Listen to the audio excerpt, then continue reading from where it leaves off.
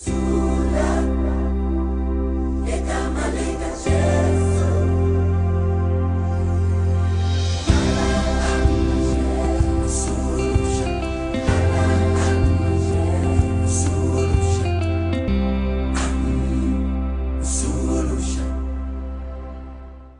کی عبادت میں آپ کا استقبال کرتا ہوں۔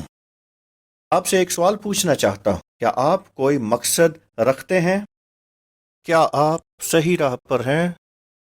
کیونکہ یہ نہایت ہی ضروری ہے۔ امثال کی 29 باب کی 18ویں آیت میں کلام ہمیں بتاتا ہے، جہاں رویا نہیں وہاں لوگ بے کیف ہو جاتے ہیں۔ لیکن اگر آپ کو لگتا ہے کہ آپ بے کیف ہو رہے ہیں تو ہو سکتا ہے کہ آپ اپنے مقصد سے گمراہ ہو گئے ہوں۔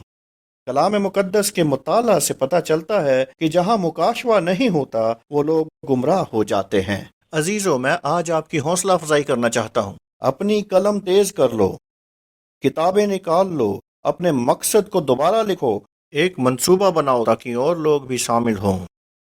کیونکہ ایک مقررہ وقت پر حبقوق 2 باب 3 اور 4 آیت میں کہ ہمیں اپنے مقصد میں بنے رہنا ہے۔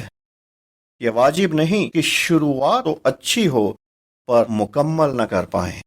آپ جانتے ہیں ہم بہت دباؤ میں ہیں، خاص طور پر کسان۔ ہماری مالی حالت کمزور ہے، پہلے ایسا نہیں تھا۔ بیماریاں، خشک ساری، پچھلے 200 سال میں بدترین خشک ساری ہوئی، بہت زیادہ تشدید، لوگوں کو قتل کیا جا رہا ہے، بیابانوں میں، گاؤں میں اور شہروں میں بھی، اور یہ آپ کو اپنے مقصد سے گمراہ کرتا ہے۔ ہمیں اپنے مقصد میں بنے رہنا ہے، اور آپ واقعی میں ان سب سے متاثر ہو جاتے ہیں کہ غیر ملکوں میں کیا ہو رہا ہے۔ ہم اس کے متعلق کچھ نہیں کر سکتے، موسم تبدیل نہیں کر سکتے، ہم پیسے کی وقت کو نہیں بدل سکتے، سیاسی اداروں کو اکیلے نہیں بدل سکتے۔ ہم یہ کر سکتے ہیں کہ اپنا مقصد رکھیں، جس مقصد کے لیے خدا نے بلایا ہم اسے مکمل کریں۔ ہم اپنے خاندان کا خیال رکھیں، اپنے قریبی دوستوں اور رشتہ داروں کا خیال رکھ سکتے ہیں۔ ہم اپنا مقصد پورا کریں جس کے لیے خدا نے ہمیں چنا ہے۔ عزیزو، اس چھوٹے لڑکے کی طرح آپ کو کہانی پتہ ہے جو سمندر کے کنارے چل رہا تھا، ایک ستارہ مچھلی کو اٹھاتا اور پانی میں پھینک دیتا، پر وہاں لاکھوں ستارہ مچھلیاں تھیں سمندر کے کنارے۔ تو اس لڑکے کو وہاں کے رکھوالے نے پوچھا کہ کیا کر رہے ہو؟ اس نے کہا میں انہیں بچا رہا ہوں۔ تب اس رکھوالے نے کہا یہاں تو لاکھوں کی تعداد میں مچھلیاں ہیں اور تمہارے لیے یہ ممکن نہیں ہے۔ تبھی اس نے ایک اور اٹھائی اور بولا میں نے اس کو تو بچا لیا ایک اور کو بچا لیا۔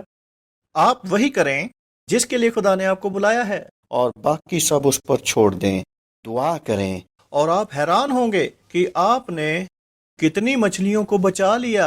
آخر میں صرف مچھلیاں ہی کیوں نہ آپ اپنے خاندان سے آغاز کریں، آپ کی بیوی، آپ کے ماں باپ، آپ کے بچے، آپ کے ماموں اور چاچا، آپ اپنے کام کاجی دوستوں کو خدا کی محبت کے بارے میں بتائیں۔